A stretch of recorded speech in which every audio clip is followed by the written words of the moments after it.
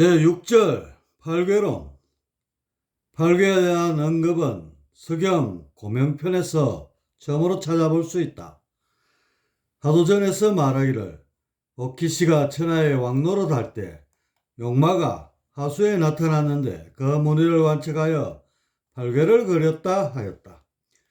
팔괘는 전국시대 이래로 이것에 관해 논하는 서적이 무려 3천여 종에 이를 정도로 그 영향이 지대하였다. 하지만 대부분 학문적이라기보다는 학술이나 점술의 신비적 요소가 컸다. 천체 변화를 관측하여 팔괘를 그렸다는 설도 있지만 사실 팔괘는 사상처럼 일종의 상으로 봐야 마땅하다. 사상의 상하 구조가 상중하로 바뀌었고 그래서 모두 8가지 경우의 수가 나오게 된다. 어느한 것은 단순할수록 활용도가 높다. 하지만 문제는 그렇게 되면 표현의 한계가 있기 마련이다. 따라서 표현에 지장이 없으면서 가장 단순한 구조를 찾는 것이 언어를 만드는 원칙이다. 이런 의미에서 봤을 때 사상은 단순성에 적합하다. 우주의 대들보에 딱 들어맞는 구조이다. 하지만 여기서 좀 더 활발한 변화가 발생하면 사상만 가지고는 이것을 표현하기가 어렵게 된다. 언어가 현상을 따라가지 못하게 되는 것이다. 그래서 언어를 늘릴 필요가 있고 여기서 비롯한 것이 팔괘이다. 팔괘는 사상에서 분열되어 나온 변화를 가늠하는 잣대가 된다. 만일 이것보다 더 복잡한 변화가 발생한다면 64개나 구변역을 쓰면 될 것이다. 구변역은 팔괘를 상중하로 결합한 역으로 9개의 효를 쓰게 되고 총 512개의 괴상이 나오게 된다. 참고로 구변역 이후는 역의 의미가 퇴색된다. 언어란 것이 너무 복잡해지면 활용도가 떨어지기 때문이다. 그래서 역은 양효에서 시작하여 사상과 팔괘를 거치고 다시 64개와 구변역에 이르러 그 끝을 맺는다. 우리는 사상이 얼마나 중요한 존재인지 배웠다. 흔히 역을 통한다는 말들을 하는데 사실 64개나 구변역을 익힌다고 역에 달통할 수 있는 것은 아니다. 사상과 전기신 삼극을 교쳐야 비로소 역을 통한 것이다.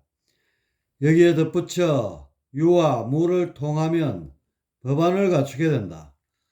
공을 보는 눈이 떠지는 것이다. 여기서 더 나아가 유무가 합일된 하나, 태를 보게 되면 대각이다. 성부를 이룬 것이다. 정리하면 하나를 통하면 대각, 둘을 통하면 견성, 셋과 넷을 통하면 성역이다. 하나, 둘, 셋, 넷의 모든 통은 다 담겨 있다. 그렇게 본고에서 다루는 팔괘로는 아쉽지만 통에는 못 미친다. 더군다나 64개나 구변역은 더욱 거리가 벌어지게 되고 그래서 이것들은 술의 영역에 들어가게 된다. 술 가운데는 그래도 제법 도의 언저리에 있는 고급 술일 것이다. 우주 변화를 이해하고 활용하는 데에는 적잖은 공효가 있을 것이니 말이다. 이런 의미로 팔괘를 바라봐야 한다. 1. 팔괘의 생성. 사상에서 팔괘가 비롯하였다는 설은 실로 고금을 막론하고 폭넓게 받아들여지고 있다. 역개사전에 이르기를 역유태극 시생양의 양의 생사상 사상생 팔괘라 하였다. 사상에서 팔괘가 생성되었음을 단적으로 언급하고 있다.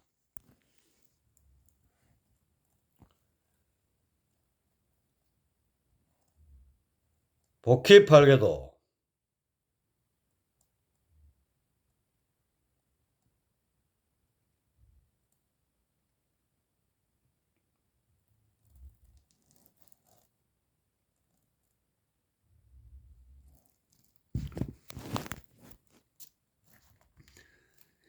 이상의 복희팔괘도는 태극에서 이름과 일량이 생하고 다시 음양에서 사상 그리고 사상에서 팔계가 나오게 되었음을 도식으로 보여주고 있다. 우리는 앞서 기존에 행하는 사상의 오류를 짚어봤다. 2차원 평면의 세계에서나 통용되는 사상을 가지고 수천 년 동안 마치 신주단지처럼 신봉하고 있으니 참으로 안타까운 일이다. 논리학에 보면 권위에 대한 오류란 것이 있다. 이름 꽤나 있는 인물이 언급한 것이 세월을 묵으면서 권위가 생기고 그러다 보면 부정할 수 없는 진리처럼 여겨지는 잘못된 관행을 꼬집은 것이다. 바로 복희팔계의 예가 그런 것이다. 팔계의 생성은 오행과 더불어 총체적으로 바라봐야 한다. 그래야만 그 출생의 비물이 풀리고 또한 상으로서의 구실도 하게 된다. 다음은 필자가 그린 팔계 생성도이다. 일찍이 이와 비슷한 팔궤도가 없었기에 멋쩍지만 필자의 본명을 붙이게 되었다.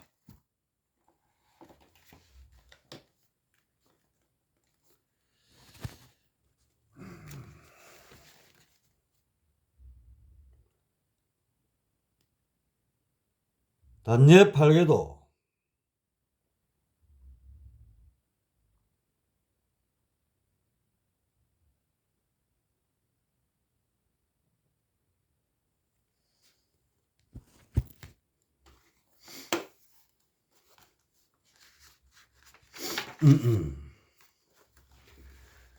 복희팔계와 단예팔계의 가장 큰 차이점은 정의 유무에 있다.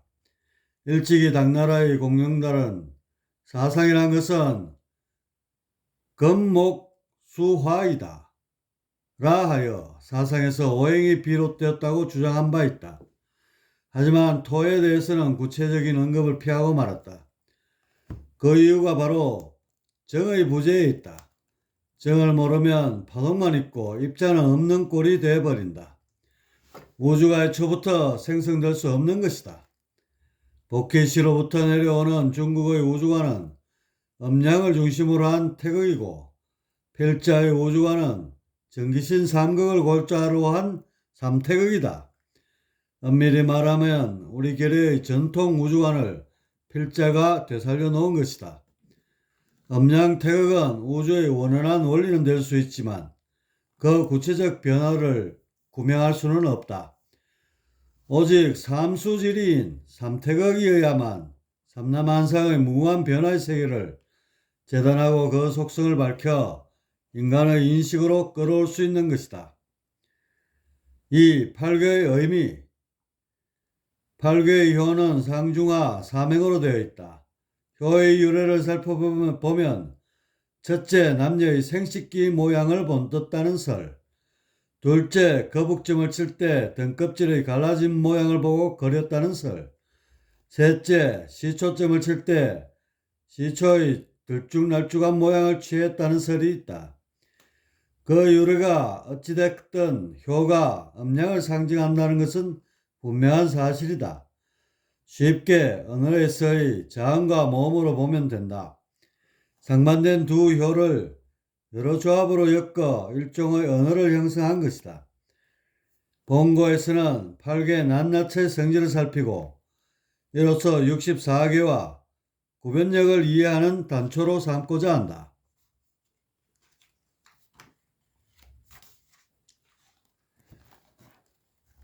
3. 8개의 수. 8개를 칭할 때 흔히 일건천, 이태택, 삼리화, 사진뇌, 오선풍, 육감수, 칠간산, 팔곤지라 한다. 그런데 8개 각각에 붙여진 수는 어떤 원리로 지정된 것이며 또한 이것이 변화의 원리나 성질을 파악하는데 실제로 적용할 수 있는가 하는 의문이 있을 수 있다. 사실 8개 수는 수 자체일 뿐 변화의 원리와 성질을 파악하는 수리의 차원이 아니다.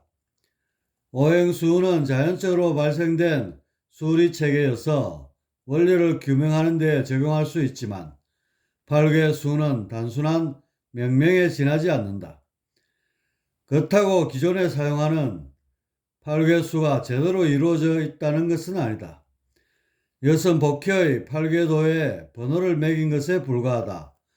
다시 말해 팔괘를 팔방에 배치한 후 건에서 시작하여 곤에 이르는 과정에 순서를 정한 것이다. 하지만 이런 식으로 두루뭉술하게 팔괘수를 정하는 건 바람직하지 않다. 정확한 근거에 의해 고유수를 붙여야 하고 그래야만 팔괘 낱낱의 성질뿐만 아니라 뒤에 나올 천지구분법을 이해하는 데도 도움이 될 것이다.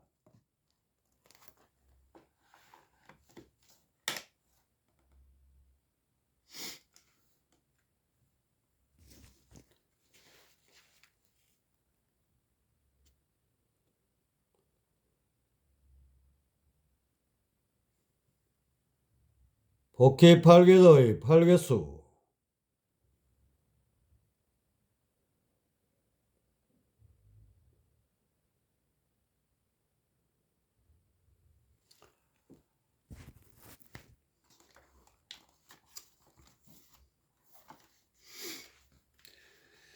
그렇다면 과연 무엇을 기준으로 팔괘의 고유수를 정해야 할까? 답은 간단하다. 팔괘의 생성 과정을 수업하고 시간의 추이와 기운의 특성을 고려하여 설정하면 된다.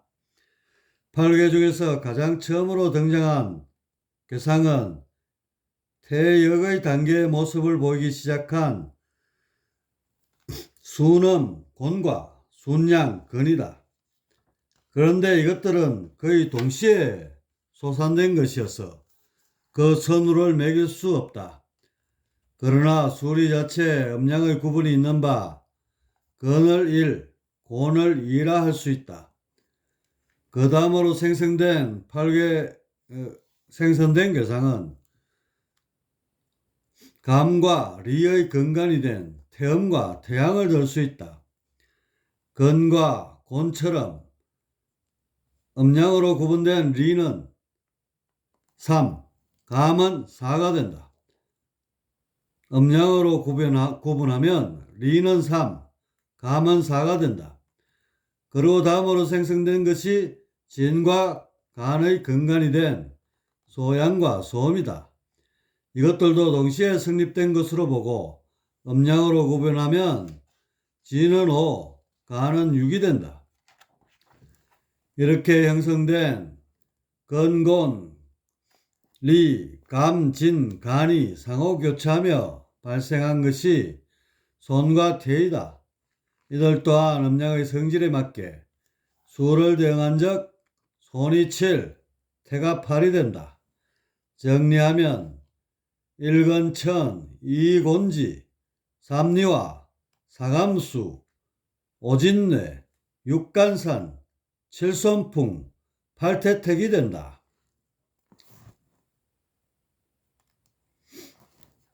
정리. 영의 성질은 무이기에 유를 생겨나게 할 수 없다. 그러므로 태일수를 가리켜 마땅히 0과 1이라고 해야 한다. 도상으로 표현하면 0 안에 점이다.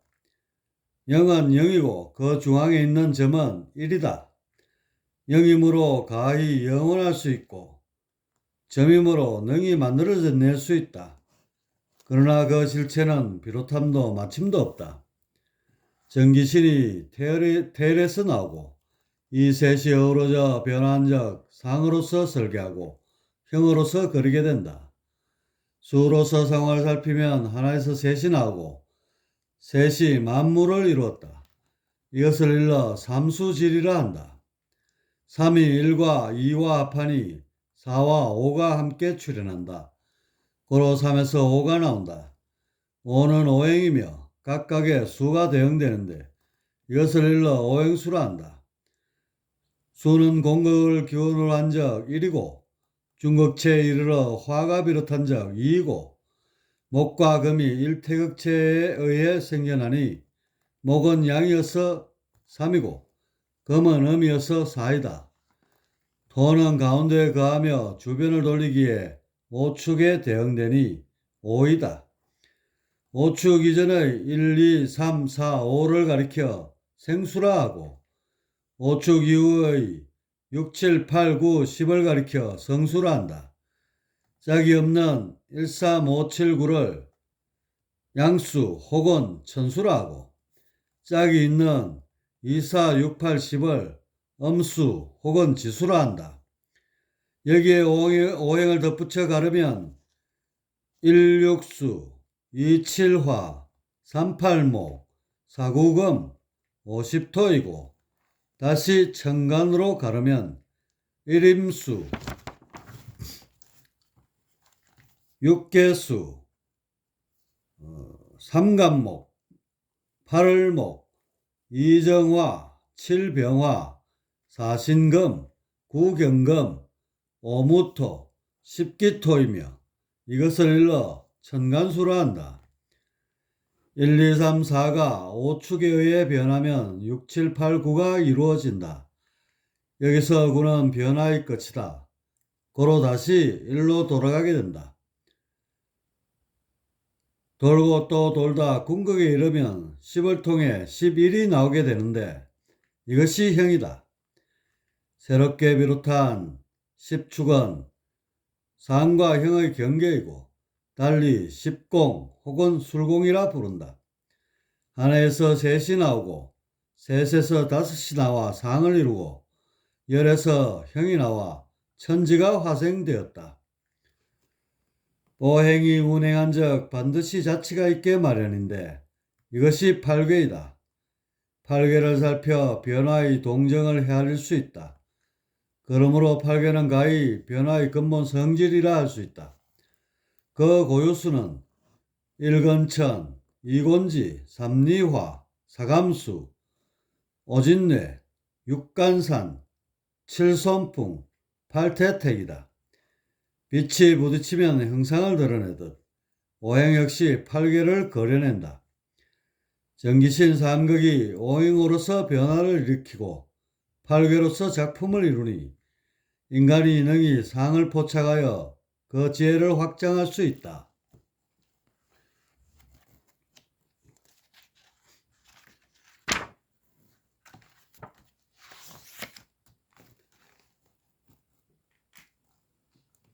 제6장 오운육기론 제1절 오운의 작용 갑기토운, 을경금운, 병신수운, 정인목운, 무게화운 제2절 육기의 생성과 명명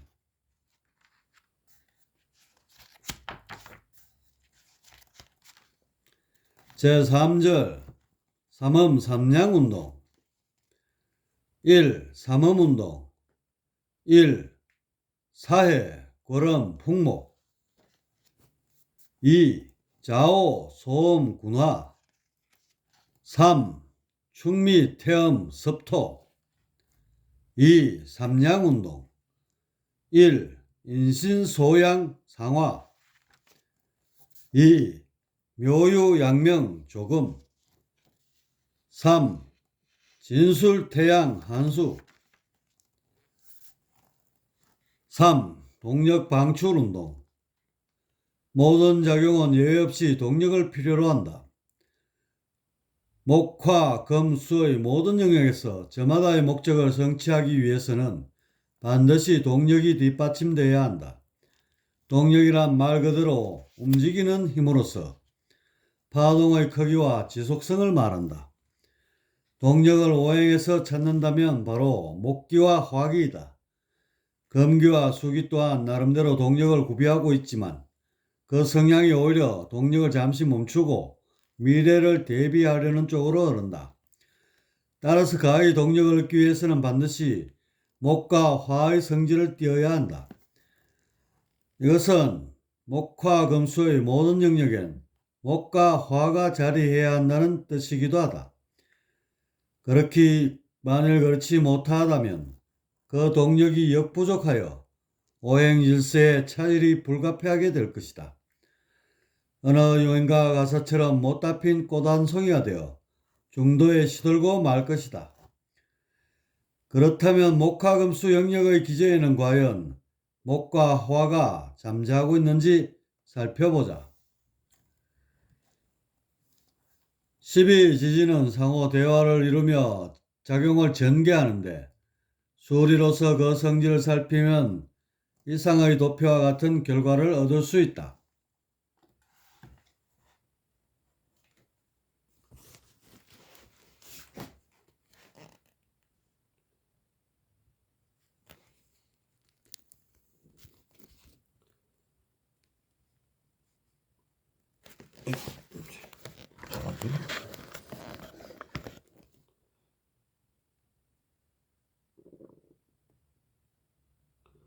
동력 방출 운동.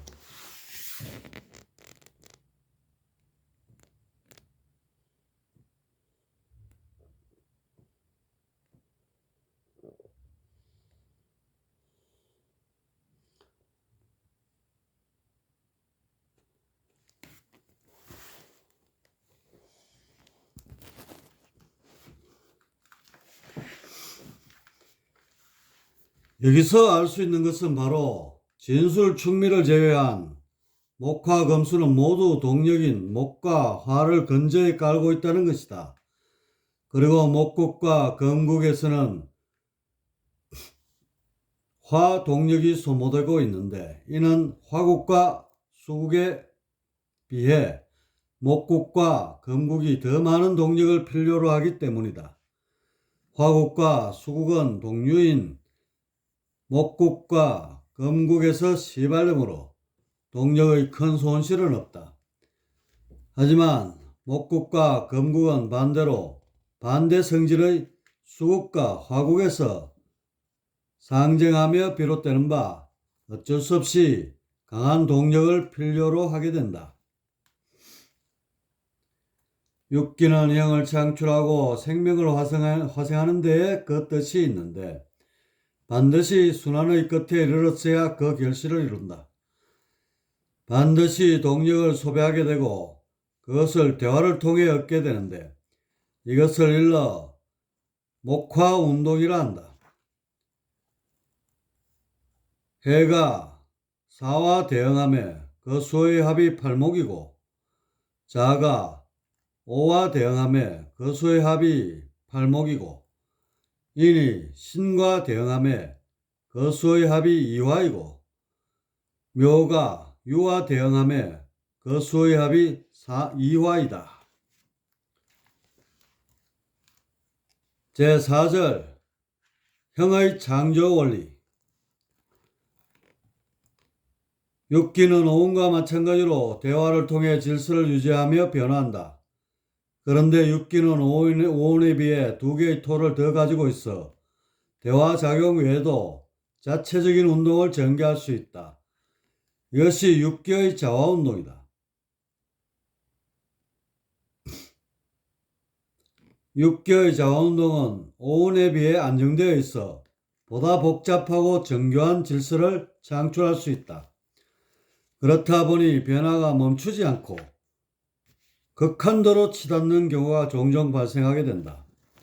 물론 극히 일부지만 브레이크 없는 가속도로 인해 상계의 극한점까지 도달하게 되는데 이때 놀라운 변화가 일어나게 된다. 기존의 상질과는 전혀 다른 제3의 진료가 생겨나는 것이다. 이것의 특징을 보면 첫째, 상질과 힘의 방향이 역전되어 있고 둘째, 상질의 저항을 받아 그 구조가 폐쇄되어 있다. 이로써 질량이란 특이한 상태로 존재하게 되는데 이것이 바로 형, 물질이다. 3차원 현계에서 보는 물질은 너무나 보편적이고 당연한 진료지만 시야를 4차원 상계로 돌리면 물질만큼 낯설고 괴상한 것은 없다. 대저 존재하는 모든 것들은 모정의 힘이 특정한 정보로서 이합 집산을 하면서 이루어진다. 3차원의 물질 또한 예외는 아니다. 그런데 물질은 힘과 정보가 너무 응축되다 보니 폐쇄성이 커졌다. 자신만의 정보에 갇혀 웬만해선 다른 정보와 교류하지 않는다. 그래서 질량이라는 덩어리를 이루면서 그 속에 갇혀 지낸다. 폐쇄성. 이것이 물질이라는 독특한 진료를 만들어냈고, 이것들로 인해 세상은 마치 유로 이루어진 것 같은 착각을 불러일으키게 한다. 우주를 입자성과 파동성으로 분리하여 바라보는 것, 이것이 유의 시각이다. 입자와 파동이 중첩되는 소립자의 세계를 보고 이상하게 생각되는 것도 유의 시각 때문이다. 그래서 모든 수행은 유의 시각을 버리는 데에서 시작한다. 유는 곧 피조물의 상징인 까닭이다. 만물을 힘, 즉 정보의 관점에서 바라보면 유의 폐쇄성은 사라지고 어느덧 삼라만상은 하나로 연결된다. 그리고 그 연결의 원리와 속성에 대한 깊은 이해가 있게 되면 일각을 하게 된다. 더 나아가 우주의 힘과 하나가 되어 인멸과 창조의 수춤 사이에 직접 관여하게 된다면 곧 대각이다. 이렇듯 유에 대한 올바른 접근은 깨달음의 근간이 된다. 본고에서 유의 창철 과정을 자세히 다루고자 하는 이유가 여기에 있다. 육기는 세차게에 나아가 상계의 질서를 이루고 운행하여 궁극에 이르면 능히 형을 창출하고 생명을 화생한다. 그 이치를 다룬 것이 자화운동으로 육기운동의 근간을 이룬다. 해수의 자화운동, 자수의 자화운동, 축토의 자화운동, 인목의 자화운동, 묘목의 자화운동, 진토의 자화운동, 사화의 자화운동, 오화의 자화운동, 미토의 자화운동, 신금의 자화운동, 유금의 자화운동, 술토의 자화운동. 술의 방위는 오토이고 변화는 육수이다. 유 속에서 궁극에 이른 양기에 일격을 가한 적 상계에서 소멸되고 현계에서 나타난다. 허나 대부분은 수국으로 넘어간다. 전자를 술공, 후자를 술토라 한다. 수리로서 보면 오축에 육수를 더하여 십토와 일수가 된다. 수는 일격을 뜻한다. 고로 시의 경계를 넘어 하나를 토해낸다. 그 하나가 서로 어우러져 만물을 이룬다. 지금까지 육기의 자화운동을 통해 상계에서 물질이 생성되는 메커니즘에 대해서 살펴봤다. 정리하면 물질이란 4차원에서 중정된 육기가 극한점에 다다라 술공을 통해 3차원으로 전이한 폐쇄 정보들을 일컫는다. 4차원의 질서에 비춰볼 때 그 힘의 방향이 역전되어 있기에 이것을 대차항수라고도 한다. 대차항수를 띤 폐쇄 정보들, 이것들이 뭉쳐져서 우리가 살고 있는 3차원 우주를 빚어내고 있다. 그렇다면 이런 폐쇄된 정보의 종류는 얼마나 될까? 또한 이것들은 어떤 원리로 상호 결합하여 물질이라는 더 큰 폐쇄 정보를 만들어내는 것일까? 가령 그림을 그릴 때 물감을 적절히 혼합하여 색깔을 표현하게 된다. 마찬가지로 우주를 빚으려면 물감에 해당하는 기본적인 재료가 있어야 한다. 그런 재료로서 소립자를 떠올리기 쉬운데 이것들은 자신들만의 고유한 정보가 부족하여 물감으로서의 기능을 충족하기 어렵다. 가령 집을 지으려면 여러가지 모양의 벽돌이 필요한데 이것들을 잘게 부숴 모래와 시멘트로 환원하면 벽돌 고유의 특성이 사라지고 마는 것과 같은 맥락이다. 따라서 만물을 창출하기 위해서는 벽돌처럼 최소의 형태를 띠면서 고유의 정보 코드를 지르고 있는 요소, 즉 원자가 필요하다. 벽돌을 쌓아 집을 짓듯 소립자가 뭉쳐진 원자에 의해야만 이것들을 결합하여 우주 만물을 빚어낼 수 있다. 이처럼 물질의 성질과 구조, 조성, 변화 등등을 연구하여 창조의 실체를 밝히려는 학문이 화학이다. 앞서 물질을 유로 봐서는 안 된다는 점을 누차 강조했는데 바로 그 시작점이 원자이다. 원자를 쪼개 소립자로 분해하면 양자역학에 등장하는 초차원적 현상들로 인해 물질로 보기가 애매해진다. 하지만 원자부터는 고유한 특성이 생겨나면서 물질의 기본 입자처럼 보여진다. 그러면서 자연스럽게 물질은 유라는 인식이 굳어지게 된다. 우리는 오감을 통해 들어온 정보를 뇌에서 재처리하여 각자의 우주를 그리며 살아가고 있다. 그렇게 만들어진 우주가 인간끼리는 비슷한 형태를 공유하지만 그것에 대한 해석과 평가, 느낌은 천차만별이다. 우리가 자신만의 우주를 창출하기 위해서는 외계 정보를 있는 그대로 받아들여서는 안 된다. 그렇게 되면 우리의 눈에 비춰지는 우주는 흑백으로 된 평면의 그림책이 되어버릴 것이다. 또한 청각에 잡힌 음파는 어느 것이 높고 낮은 것인지 알 수 없고 후하게 들어온 냄새는 어느 것이 향기이고 악취인가를 분별할 수 없고 미각에 붙은 자극은 어느 것이 맛있고 없는지를 판단할 수 없게 될 것이다. 왜냐? 애초부터 그런 구분 따위는 존재하지 않았기 때문이다. 인간은 생존과 풍요로운 삶을 위해 뇌 속에서 존재하지도 않는 세상을 창조하고 있다. 빛의 파장에 따라 색을 입히고 소리의 높낮이와 청탁을 따져 음을 정하고 바람에 묻어오는 입자를 일일이 분석해 향을 나누고 혀에 묻어오는 자극을 구분해 맛의 등급을 매기고 있다. 이것은 비유하자면 모래와 시멘트를 가지고 벽돌을 만드는 과정이랄까? 규격화된 벽돌이어야만 집을 지을 수 있듯 인간은 오감 각각의 고유 정보를 만들어내므로써 자신만의 세상을 창조하고 있다. 그렇다면 이제 나의 우주에서 벗어나 객관의 우주로 나와보자. 그리고 물질의 근간이 되는 원자들, 이것들의 정체가 과연 무엇인지 궁구해보자. 원자란 비유컨대 우주를 만들기 위한 물감이며 벽돌이다. 정확히 표현하면 물질을 만들 수 있는 정보의 최소 단위가 된다. 우리가 뇌 속에서 오감을 규격화하듯 우주는 창조를 위해 정보를 규격화할 필요가 있고 이렇게 해서 가공된 것이 원자이다. 우리가 인식할 수 있는 색만 해도 수백만 종류가 넘는다고 한다. 하지만 그렇다고 해서 물감을 수백만 개나 가질 필요는 없다.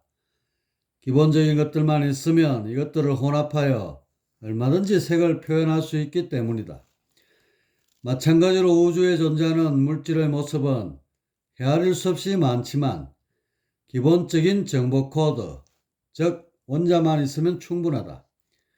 이것들을 결합하면 웬만한 것들은 다 만들어낼 수 있다. 육기의 자화운동에서 발생한 돌연변이 그것이 술공을 통해 뚫고 뛰쳐나와 폐쇄 정보를 흩뿌리게 되었고 이 과정에 생겨난 것들이 소립자들이다. 그런데 소립자만 가지고는 곧바로 우주를 만들어낼 수 없다. 그래서 소립자끼리 결합하여 원자를 만들어 벽돌로 쓰게 되었다. 멘델레예프와 몇몇 화학자들은 그 벽돌에 원소라는 이름을 붙여 하나의 도표로 정리해 놓았다. 이것이 주기율표이다. 원소란 원자를 종류별로 구분한 것으로 일정한 원자 번호를 갖는 불변의 최소 물질을 말한다. 지금까지 밝혀진 원소의 수는 109개이며 그 가운데 자연계에서 발견한 것은 90개 정도가 된다. 우주를 빚는 데 많지도 적지도 않은 알맞은 수이다.